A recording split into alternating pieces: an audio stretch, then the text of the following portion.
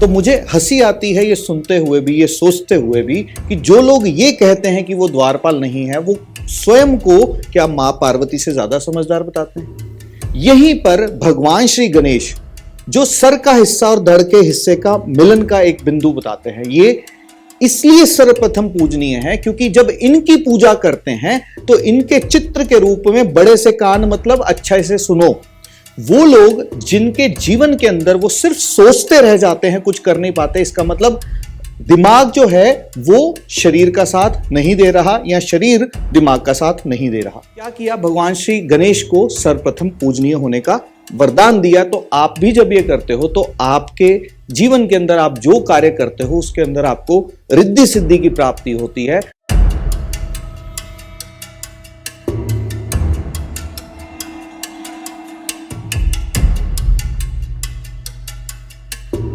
नमस्ते साथी जी। हमने अपने घर के द्वार पर गणेश जी की फोटो लगाई है, अंदर से और बाहर से। पर हमने किसी रील में सुना कि गणेश जी द्वारपाल नहीं है, उनकी फोटो द्वार पर लगाना सही नहीं है।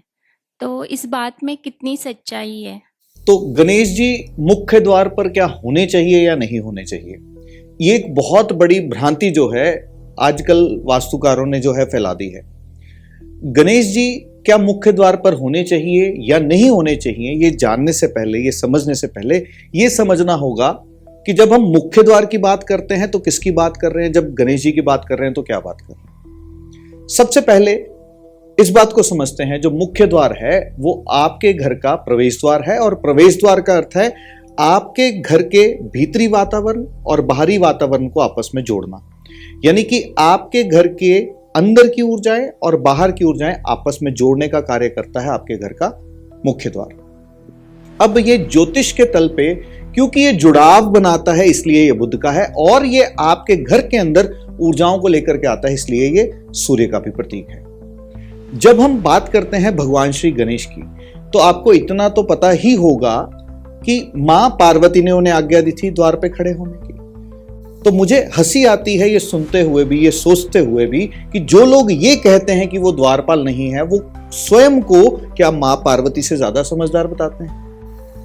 अब विषय ये है कि आपको ये समझते आना चाहिए कि जिस वक्त ये सब हुआ ना, उसके बाद ही जब भगवान श्री शिव ने गणेश जी का सर और धड़ आपस में जोड़ा, उसके बाद ही उनको सर्वप्रथम पूजनीय होने का वरदान मिला। अब ज्योतिष के तल पर इसको समझते हैं। जैसे कि आप सब जानते हैं कि ज्योतिष में राहु और केतु दो ऐसे मैथमेटिकल पॉइंट्स हैं जो कि आपस में 180 डिग्री पर रहते हैं। राहु यानी कि वो जो सर के हिस्से को बताता है। सर में क्या आता है, देखना, सुनना, सूंघना, टेस्ट करना, ये सब किसके हिस्से में आता है, सर के हिस्से में, यानी कि राहु के हिस्से में आ रहा है।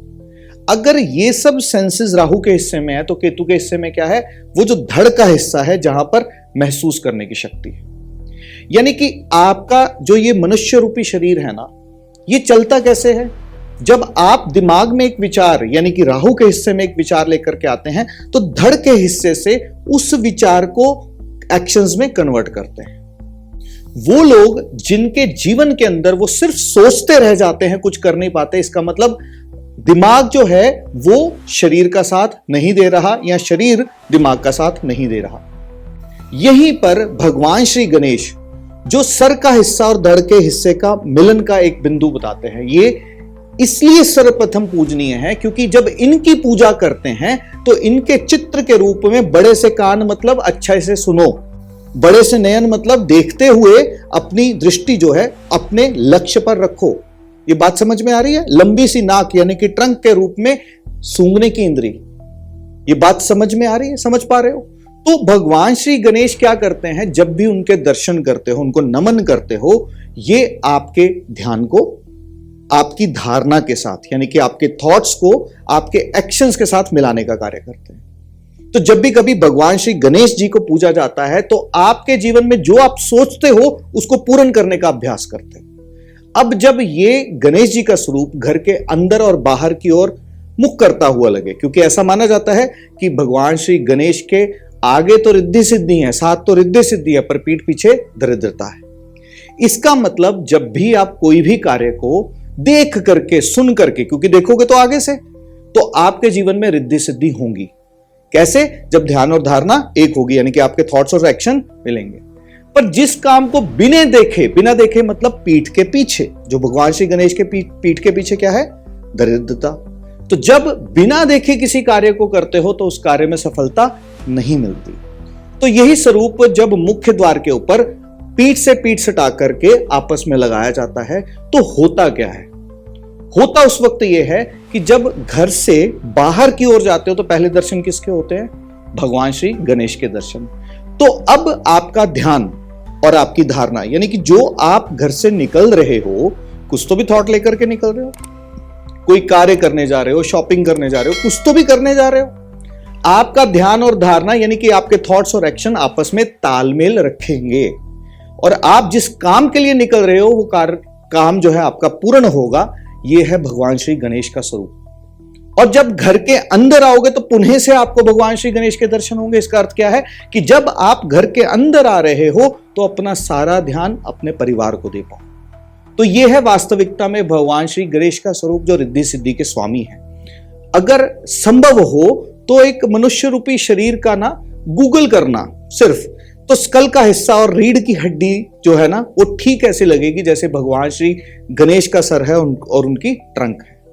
तो ये वास्तविकता में, एक्चुअल में इसका यह अर्थ है कि भगवान श्री गणेश का जो स्वरूप है अगर मुख्य द्वार पे होता है तो यह हमेशा आपके लिए लाभकारी होता है। तो कृपया कर करके मां पार्वती से अपने आप को ज्यादा समझदार ना समझें।